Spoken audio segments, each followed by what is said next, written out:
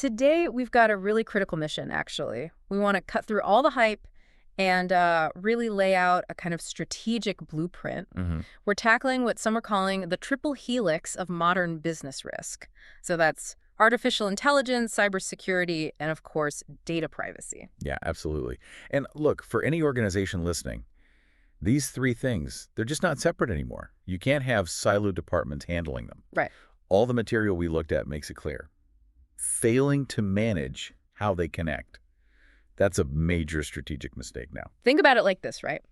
You decide to roll out a new AI, maybe for something pretty standard, like optimizing customer analytics. Go. Well, boom, instantly you've just opened up a huge new potential attack surface for cyber threats. And you've triggered a whole bunch of new complex data privacy obligations you need to meet. It's all connected. Everything's linked. So we have to move past that old way of thinking, that siloed management. Yeah. A unified strategy is really the only way forward, the only real defense. And, right at the heart of all this is the paradox of AI itself. It keeps coming up in everything we read. AI is, well, it's the ultimate dual-use tech. It really is. It's your best guard dog, and at the same time, it's the adversary's newest, shiniest weapon.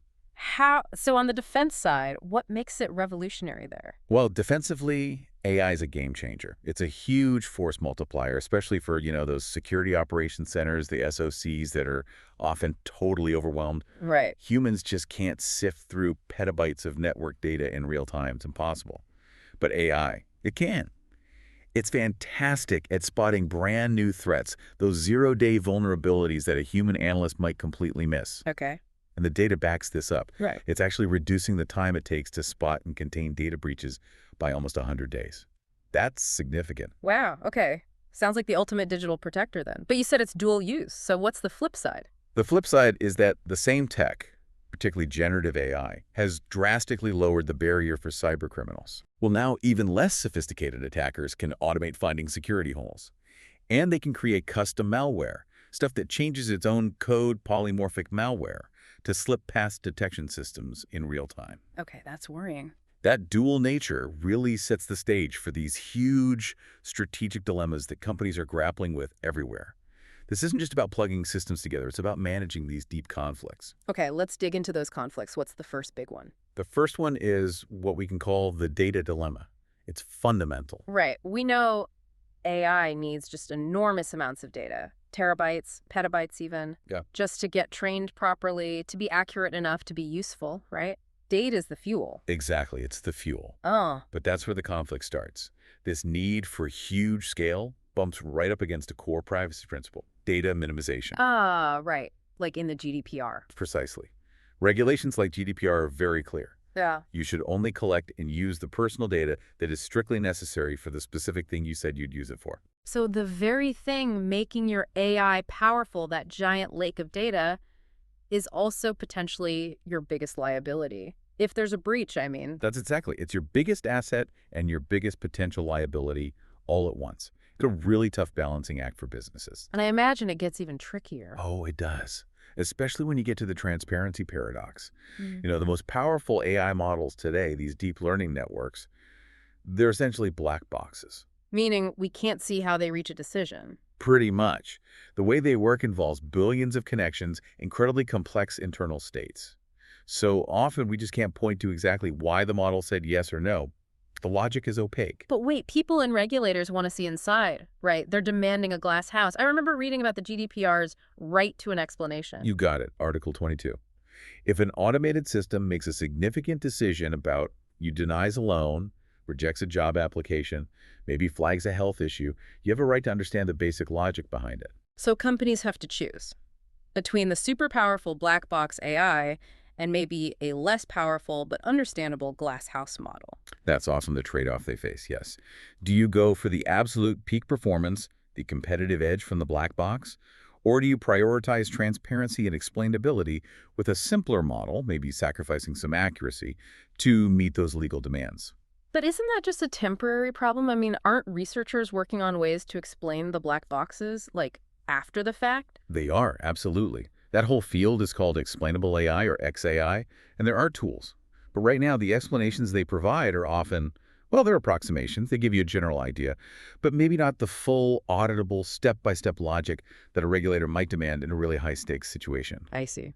So if the risk is high enough, say, in healthcare or finance, you might still be pushed towards the inherently simpler, more interpretable model. It comes down to your risk tolerance. Okay, that makes sense. Now, what about this next one? The fairness-privacy trade-off. This sounds really counterintuitive. You'd think making AI fairer would naturally help privacy. You would think so, logically. But the research actually shows the opposite can happen when you try really hard to make an AI model fair. Meaning, like, correcting for biases in the data it was trained on? Exactly. Trying to fix those societal biases baked into the training data.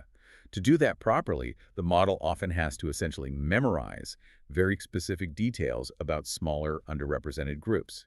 It needs that detail to make sure it treats them fairly. Okay. And why is that memorization bad for privacy or security? Because that extra level of specific detail makes the model much more vulnerable to certain kinds of privacy attacks.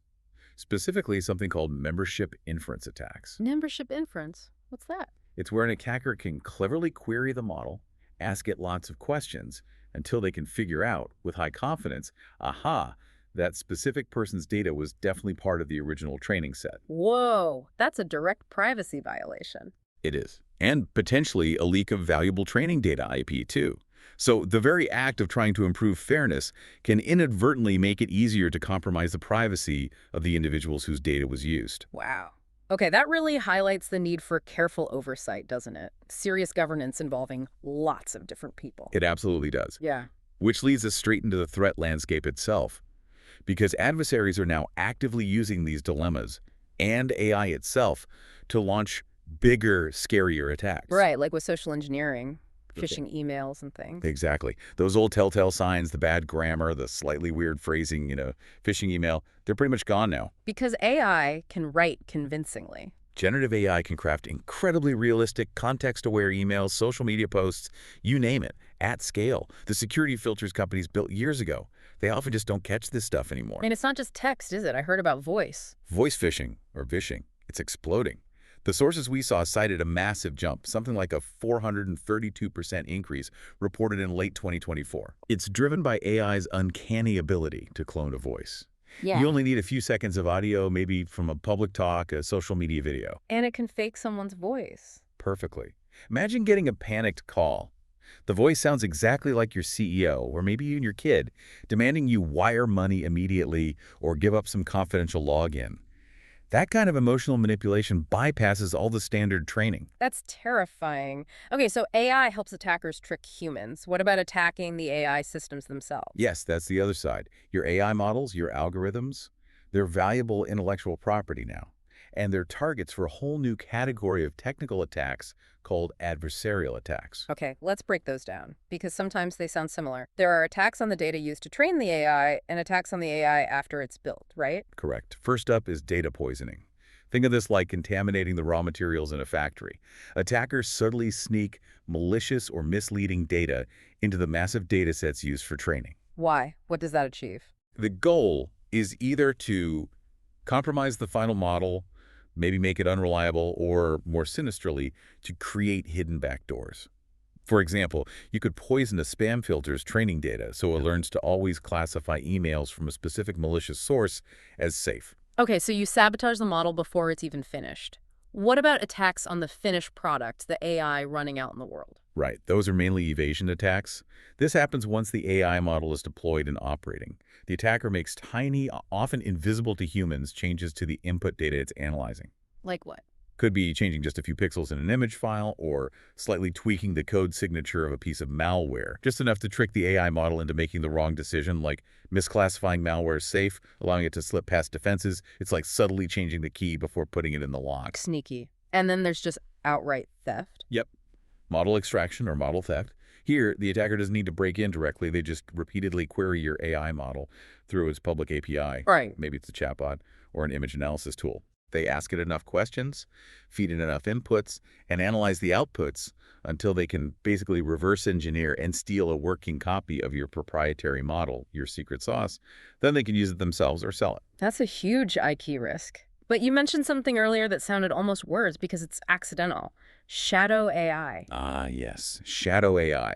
This is critical and often totally missed by security teams. Because the intent isn't usually malicious, but the result can be just as bad, if not worse. What is it? Is when employees, often just trying to be more productive or solve a complex problem quickly, take sensitive company information. Like what kind of info? Could be internal source code, confidential customer lists, maybe sensitive financial projections, and they paste it directly into public generative AI tools. Think ChatGPT, Gemini, tools like that. To ask the AI for help analyzing it or summarizing it or something? Exactly. But in doing that, they completely bypass all the company's existing data loss prevention, or DLP controls, the ones designed to stop sensitive data leaving the network. Oh, I see. The data just goes straight out via the web browser to this third-party AI. Precisely. And this creates what we call shadow data. You now have invisible, ungoverned copies of your company's crown jewels sitting on servers outside your control with these third-party AI providers. It's a massive IP leak and a huge regulatory nightmare waiting to happen. And presumably very costly if things go wrong? Hugely costly. The data show that breaches specifically linked back to this shadow AI activity averaged $4.63 million. That's actually higher than the average cost of a normal data breach. That number alone should get leadership's attention. $4.63 million. That really drives home the need for governance, which brings us to the whole regulatory mess, right? Yeah. Trying to keep up with this tech. You called it the pacing problem. Yeah, the pacing problem. Innovation in AI is just moving at this exponential speed while regulation crawls along at the speed of political negotiation and consensus building. There's a massive gap. So how are different regions tackling this? What are the main approaches we're seeing globally? Well, broadly speaking, you've got two dominant models emerging. And the EU is definitely setting the pace with its legally binding approach. Okay. In Europe, companies face a kind of double whammy. You've got the GDPR, which is technology neutral but governs personal data, and you've got the new EU AI Act, which is data neutral but governs the AI technology itself. So if you use AI for, say, hiring, like an AI recruitment tool. Then that system has to comply with GDPR rules about the candidate data it processes, and it has to comply with the AI Act's rules about how the AI technology itself must function safely and fairly. They intersect. Got it. And the AI Act is the big one everyone's talking about because of its risk levels. Exactly. The AI Act uses a tiered, risk-based approach. There are different levels, but the real focus, the heavy regulation, falls on what it defines as high-risk systems. And what counts as high risk? Think things like AI used in critical infrastructure, power grids, transportation. Also, AI making decisions about employment, like hiring or promotions, credit scoring, law enforcement applications. Basically, areas where a bad AI decision could have serious consequences for people's lives or rights. Okay. And if your AI falls into that high-risk bucket, what does the EU demand? The obligations are pretty demanding. You need a continuous risk management system running throughout the AI's entire lifecycle. You need high-quality representative data with strong governance processes, all documented. You need rigorous human oversight built in. And crucially, you need provable cybersecurity measures and robustness against failures or attacks. That sounds comprehensive. Expensive. It is. Now, contrast that with the U.S. approach. Which is? Much more fragmented, more voluntary, really. At the federal level, the U.S. relies heavily on guidance frameworks, not binding laws. The main one is the NIST AI Risk Management Framework, the AIRMF. NIST. Okay, I've heard of that. But it's not law. No, it's voluntary guidance. It's actually a very good how-to guide, a practical methodology for thinking about and managing AI risks within an organization. How does it work? You mentioned functions. Right. It's structured around 4 key functions: govern, map, measure, and manage. Okay. Govern is about setting up the rules and roles who's responsible for AI risk. Map is about understanding where and how you're actually using AI across the organization. Measure is assessing the potential impact and likelihood of risks for each use case. And manage is the ongoing work of putting controls in place to mitigate those risks. Yeah. It's a solid process. But it's not mandatory. And then you have states doing their own thing. That's the other layer of complexity in the U.S. You're seeing individual states step in. California, for example, through the CPRA, is developing specific rules for automated decision-making technology, ADMT. Colorado has passed laws with duties for developers and deployers of high-risk AI systems. It's becoming a real patchwork quilt of regulations. So strategically, what's the bottom line for a company trying to navigate this, especially if they operate globally? The clear takeaway from all the analysis is this. If you do business internationally, The EU AI Act is going to become your de facto global baseline. Because it's the strictest. Because it's the strictest, it's binding, and it has extraterritorial reach, meaning it can apply to companies outside the EU if they offer services into the EU or process data of EU residents. So you'll likely need to meet that standard anyway. And the NIST framework. Think of the NIST AI RMF not as an alternative to the EU AI Act, but more as a really practical playbook for how to actually implement the kinds of controls and governance processes the EU mandates. It helps you operationalize compliance. Okay, so knowing all this, the risks, the regulations, how do organizations actually fix this? How do they close that governance gap we talked about? Well, the consensus is pretty clear. You have to break down those internal silos. Legal, security, the actual business units using the AI, they all need to be talking and working together under an integrated framework. Integrated GRC, governance, risk, and compliance. Exactly. Yeah. You need that holistic view of risk across the board. And critically, compliance can't be an afterthought anymore. It can't be just a final check before you launch an AI product. It needs to be by design. It has to be operationalized by design, embedding privacy and security thinking right from the very beginning, from the concept stage of an AI project all the way through development, deployment, and monitoring. GDPR Article 25 actually mandates this privacy by design and by default. Makes sense. And what about that core data dilemma, needing lots of data versus minimizing data use? Are there technical solutions? Yes, thankfully there are. This is where privacy-enhancing technologies, or PETs, become absolutely crucial. These are the tools that let you get insights from data without having to expose the raw, sensitive information itself. Okay, PETs. Like what specifically? There are several, but three key ones stand out. First, federated learning, or FL. This is great for situations where data is spread out and can't be pooled together, maybe for privacy or regulatory reasons. Like hospitals collaborating on research. Perfect example. With federated learning, the AI model gets trained locally on the data where it resides inside each hospital's secure environment. Only the updated model parameters, not the raw patient data, are shared centrally to improve the overall model. The data stays put. Clever. Trains the model, not moves the data. What's next? Second is differential privacy, or DP.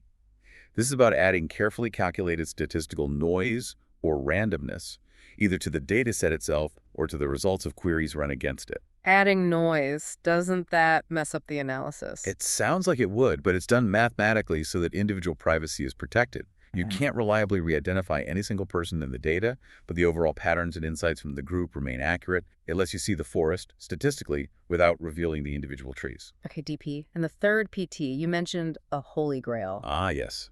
Homomorphic encryption, or HE. This one is genuinely revolutionary, though still computationally quite intensive for some tasks. Why is it such a big deal? Because HE allows you to perform calculations, like adding numbers, doing analysis directly on data while it's still fully encrypted. Wait, you don't have to decrypt the data to work with it? Nope.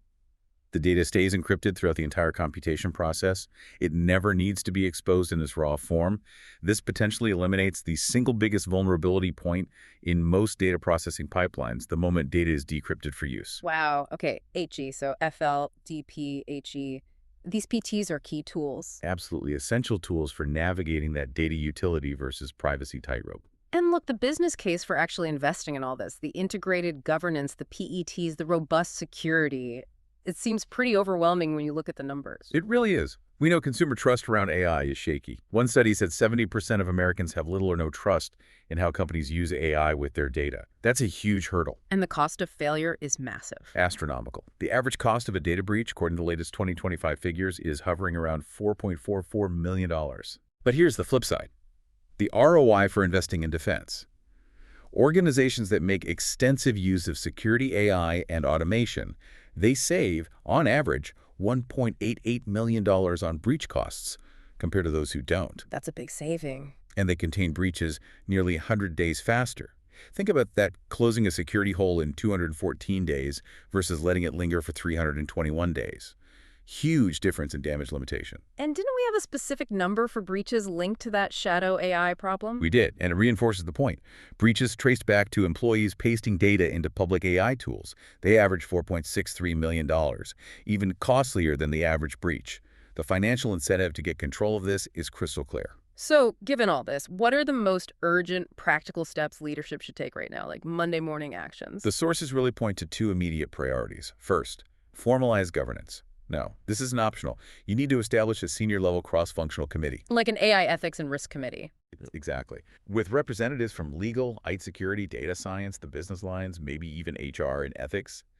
And crucially, this committee needs real teeth, the authority to actually review, approve, or reject high-risk AI projects before they go live. This isn't just an IT issue anymore. It's a fundamental board-level responsibility. Okay, formalize governance with real authority. What's the second action? Second, mandate an inventory and classification. You simply cannot manage risks you don't know about. Companies need a comprehensive inventory of all AI systems and use cases currently operating or in development, Including that sneaky shadow AI stuff. especially including the shadow AI uses. You need visibility into where employees might be using external tools with company data. Once you have that inventory, you need to classify each use case based on risk. Using the EU AI Act tiers is a good starting point. Why classify? To prioritize resources. You can't fix everything at once. By classifying systems as high risk, medium risk, etc., you can focus your limited security, legal, and compliance efforts on the areas that pose the greatest potential harm first. Makes sense.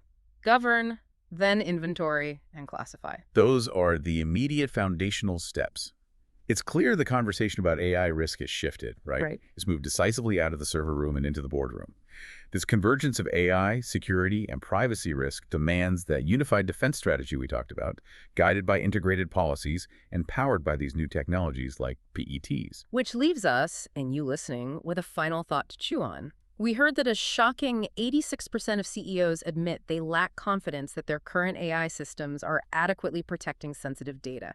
86%. That's a staggering number. So here's the challenge for you. Given that this technology is accelerating faster than ever and the rules are still playing catch up and are fragmented globally, what specific concrete action do you need to take right now in your organization to close this vulnerability gap, this exponentially growing gap, before a major AI-driven security breach or privacy disaster becomes basically inevitable? Definitely something to consider as you try to navigate this complex, interconnected triple helix of risk. And that is the deep dive for today.